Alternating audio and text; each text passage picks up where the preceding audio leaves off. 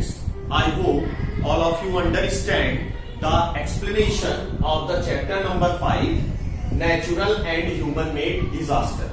Now few topics explained in the previous video of this chapter, and the topics are the number 1, like the types of disaster. In the types of disaster, we understand about the 2 types of disaster. One is the natural disaster, and the second one we understood the human-made disaster. Now after that we have also completed the human-made disaster and the flood. Some major disasters like flood. So in major disaster, flood, we understand about that how the flood occurs. And then after that, now today we are going to start the new topic, and this topic is also related with the flood, about the human causes, how the floods occur by the human causes. In the previous video, we understood about how the floods occur by the natural process, and now in this video we are going to understand how the flood occurs by the human causes.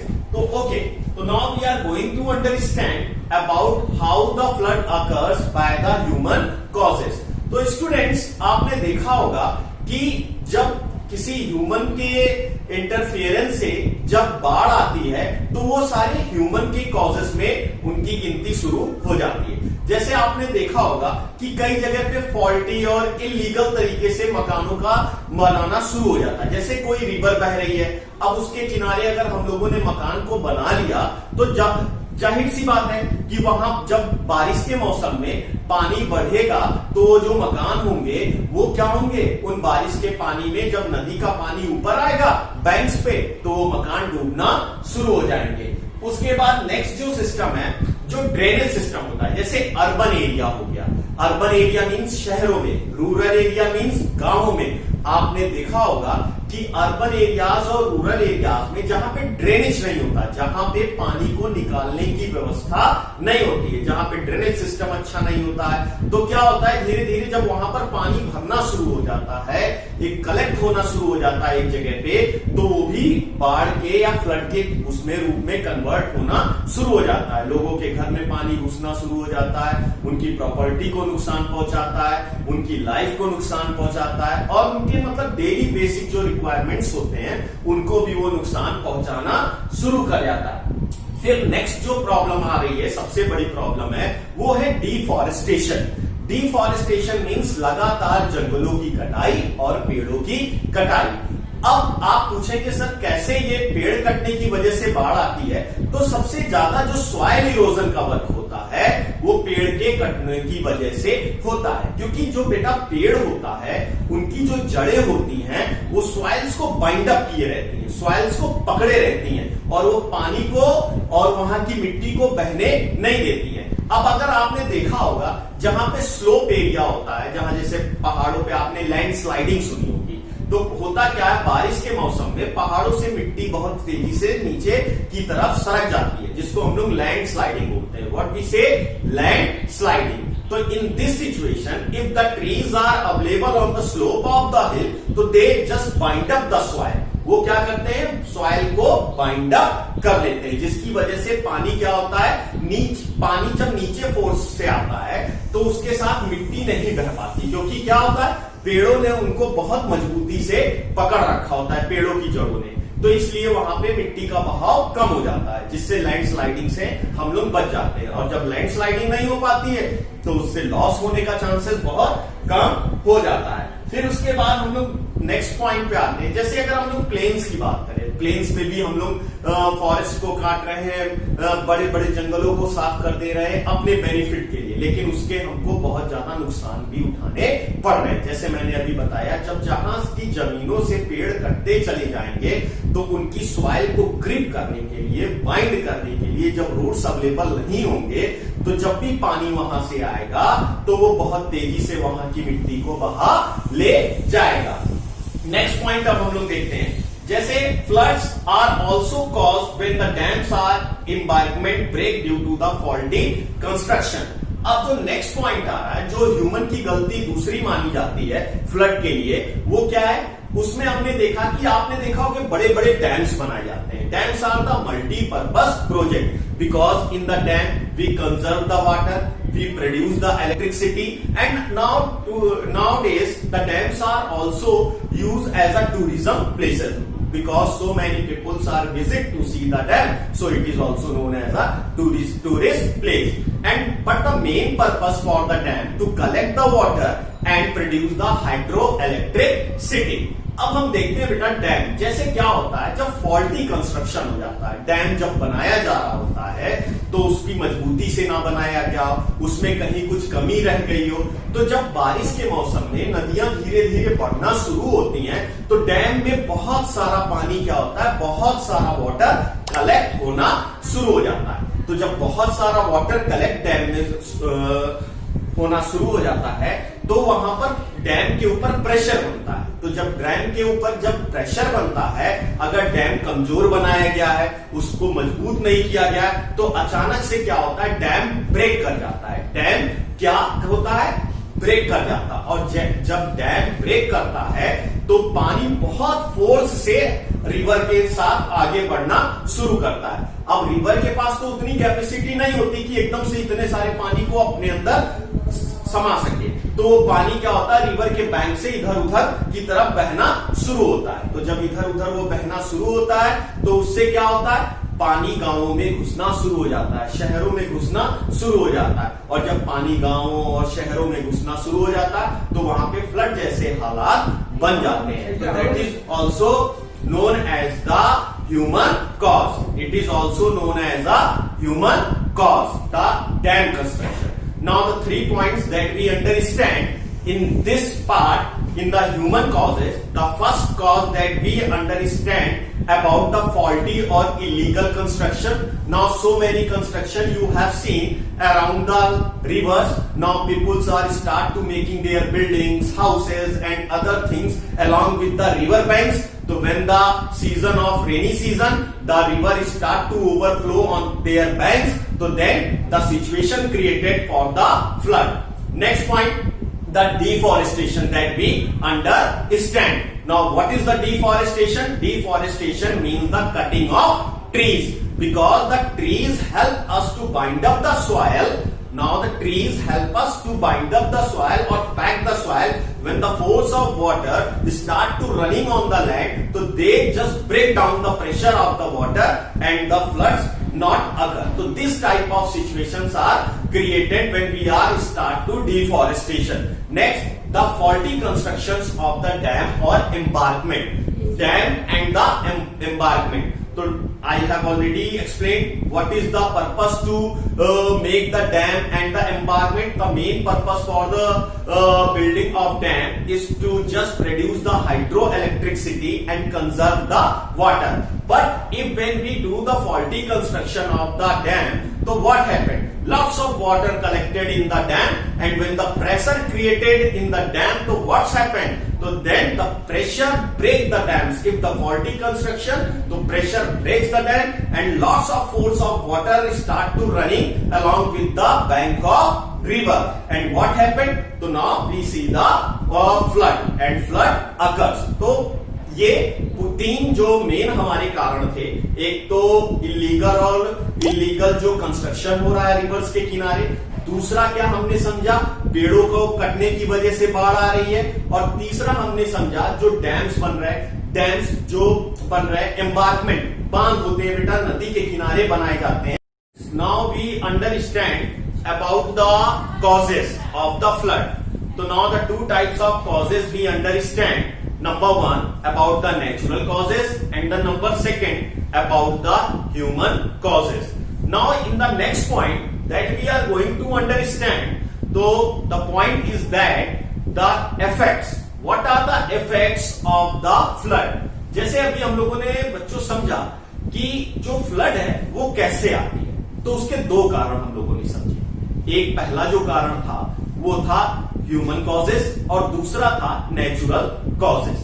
अब हम लोगों को समझना है कि जब बाढ़ आती है तो तो उससे हम लोगों को क्या क्या इफेक्ट्स या क्या क्या प्रभाव हम लोगों के ऊपर पड़ते हैं। तो now few points are given in your book on page number 46। तो now you see that number 1 point, the lives of many humans and animals are lost during floods. Some are lost as a direct result of the flood and some are lost in the aftermath to the disease and hunger। बिल्कुल सही बात है। जब बाढ़ आती है तो इसमें दो कारण बनते हैं लोगों के लिए जो नुकसान पहुंचता है। पहला जो है वो डायरेक्ट वे में है और दूसरा क्या है, इनडायरेक्ट वे में। पहला हम समझ लेते हैं कि डायरेक्ट वे एक्चुअली है क्या। तो इसमें होता क्या है, अचानक से बाढ़ आई, पानी का फ्लो आया and we all are not prepare. We all are not prepared for this type of flood and we are not alert। तो होता क्या है, जब पानी का एकदम से फोर्स आता है, हमारी कोई तैयारी नहीं होती, हम डूब जाते हैं, हम उस पानी के साथ बह जाते हैं, या बिल्डिंग कोलैप्स कर गई, हमारे ऊपर बिल्डिंग गिर जाती है और हम अपनी लाइफ को लॉस कर देते हैं, प्रॉपर्टी का लॉस कर देते हैं। तो that is known as the direct way. अब इनडायरेक्ट वे क्या है? इनडायरेक्ट वे में एक्चुअली होता क्या है बच्चों, जब बाढ़ आ जाती है और कई दिनों तक पानी लगा रहता है, वहां पे चीजें सड़ना शुरू होती हैं, वहां पे बीमारियां फैलना शुरू होती हैं, वहां पे खाने की कमी हो जाती है, तो कुछ तो बेचारे भूखे मर जाते हैं जिनको खाना नहीं मिल पाता है, साफ पानी नहीं मिल पाता है, और कुछ ऐसे होते हैं जो वाटर बॉर्न डिजीज, जो पानी में जो बीमारियां पैदा होती हैं, उनकी वजह से उनकी तबीयत बिगड़ती है और वो अपने लाइफ का लॉस कर देते हैं। Now the next point, what are the next effect? As flood are most common along river banks, most of the standing crops in the floodplains and destroyed. Now most of students, all of you see that along with the river, most of the farmers are doing the agriculture or their agricultural fields are along with the river bank. Now what happened? अब आपने देखा होगा बच्चों, कई लोग गांव जाते होंगे, देखते होंगे कि नदी के किनारे कुछ किसान अपने फसल को उगाते हैं। ठीक है, बहुत अच्छा है, लेकिन जब बारिश का मौसम आता है, पानी जब रिवर से ओवरफ्लो करता है, नदी के किनारों से जब पानी खेतों की तरफ चलता है, तो उन किसानों की फसल डूब जाती है, और जब उन किसानों की फसल डूब जाती है तो किसानों को काफी नुकसान उठाना पड़ता है। Next point, now the next point is that the factories, shops, vehicles and homes become submerged and damaged structures such as buildings, bridges and roads are also damaged. Now in the next point, now you see that factories, बड़े बड़े कारखाने, घर, सड़कें, bridges, railway lines, ये सब भी पानी में डूब जाती है, जिससे काफी नुकसान लोगों को उठाना पड़ता है। Next point, now the next point is that now the personal belongings and sometimes entire homes are washed away or destroyed by the force of water. Now personal belongings means क्या हो गया, जैसे हमारा टीवी हो गया, हमारा fridge हो गया, हमारा बेड हो गया, हमारा सोफा सेट हो गया, या और भी चीजें जो हमारी पर्सनल बिलोंगिंग। और कभी कभी तो ये सब तो ठीक, पूरा पूरा घर बह जाता है इस बाढ़ के पानी से। Next point, now the next effect, power lines are damaged causing loss of power supply and heightening the risk of the electrification, transport and the communication system are disturbed due to the damage of infrastructure. This causes a shortage of food and the supplies. Next point हमें क्या बता रहा है कि जब बाढ़ आती है तो पावर सप्लाई क्या होती है, डैमेज। पावर सप्लाई मीन्स बिजली नहीं पहुंचती वहां, या तो कभी कभी ऐसे होता है पोल्स में या घरों में बिजली आ जाती है, जो लोग छूने पे अपनी लाइफ को लॉस कर देते हैं। इवन रोड्स टूट गई, अब वहां पे कोई एसेंशियल सर्विस नहीं प्रोवाइड कर पा रहे हैं, वहां पे खाना नहीं पहुंच पा रहा है, वहां पे दवाइयां नहीं पहुंच पा रही। Even the patients are not able to transfer in the hospital because all the communications are disturb, the road facility disturb. तो now in this situation it is become very difficult those people who are living in this type of area. Now the next point is that the sewage system and the water pipes are damaged causing the spread of waterborne disease, supplies of potable drinkable water, the containment causing a shortage of drinking water.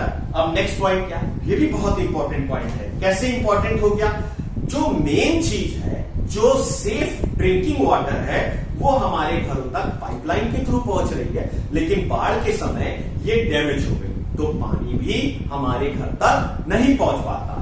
Now these are the few important causes or the effects that we are faced during the flood. ये कुछ ऐसे effects हैं जिनको हमें flood के दौरान face करना ही होता है। Now the next point that we are going to cover, it is the guidelines during the flood. Safety guideline, हमें ऐसे कौन से सेफ्टी गाइडलाइंस को फॉलो करना चाहिए बाढ़ के समय। तो number 1 that we take the safety guideline and it is the use the sandbags to prevent the water. Sandbags means आपने देखा होगा जब कहीं पर बाढ़ आने का खतरा बढ़ने लगता है तो वहां पे बोरे में बालू भर के लगाया जाता है, जिससे कि पानी इधर ना आ सके। Second point, more towards the higher area. हमें तुरंत क्या होना चाहिए, अगर आप इससे इलाके में हैं और आपको लगता है कि कभी भी बाढ़ का पानी आपके घर में घुस सकता है, तो पहला काम आपको करना चाहिए मूव्स टू हायर प्लेसेस, मतलब हमें ऊंचाई की तरफ तुरंत निकल जाना चाहिए, हमें नीचे नहीं रहना चाहिए। अगर हम नीचे रह गए तो हम श्योरली क्या है, बाढ़ के पानी में फंस जाएंगे, इसीलिए हमें ऊंचाई की तरफ जाना चाहिए। Second, avoid walking through flowing water, the strong current can pull you under. हमें हमेशा अवॉइड करना चाहिए, क्या चीज अवॉइड करना चाहिए, जहां से तेजी से फोर्स से वाटर आ रहा है, हमें वहां टहलने नहीं जाना चाहिए, हमें वहां देखने नहीं जाना चाहिए, या उस पानी के बीच से हमें चल के निकलना नहीं चाहिए। ये सारी चीजें हमें अवॉइड करनी चाहिए, नहीं तो ये हमारे लिए बहुत नुकसान पहुंचा सकती है। Next point, if your house is at risk, evacuate immediately after switching off the gas and the electric switch. जो सबसे लास्ट पॉइंट है, अगर आपको लगता है कि आपका घर ऐसे एरिया में बना हुआ है जहां पे बाढ़ आ सकती है, तो उस समय आपको क्या करना है, उस समय आपको तुरंत अपने सारे फैमिली मेंबर्स को, you collect your all family members, okay, and immediately evacuate, और तुरंत अपने घर को आपको खाली करके वहां से कहीं सुरक्षित स्थान पर चले जाना। लेकिन जाने से पहले क्या करना है, घबराना नहीं है कि पता चला हम घबरा गए और सब कुछ छोड़ छाड़ के भाग गए। गैस ऑन है, स्विच ऑन है, तो पता चला जो नुकसान नहीं होना है वो भी नुकसान हो जाएगा। तो सबसे पहले हमें मेन स्विच को ऑफ करना है, अपने घर के सारे स्विच को ऑफ करना है। अप्लायंसेस जो हम यूज कर रहे हैं, that we are using the appliances like the refrigerator, washing machine, cooler, AC, fan, all switched off. Then after that we enter in the kitchen and off the gas knob. हमें gas के knob को भी of कर देना है और फिर उसके बाद से हमें अपने घर से निकलना है। Okay students, now in the next video we are going to cover about the earthquake, what we do and what are the effects and how the earthquakes occur. So the students, now in this chapter, means the chapter number 5, the natural disaster and the human made disaster, we cover the one point, and this point is the flood, and we understand about the causes of the flood. So now the two types of causes, natural causes and the human causes. Then after that the effects, and then after that the guidelines, what are the safety guidelines to follow during the flood. Okay students, thank you.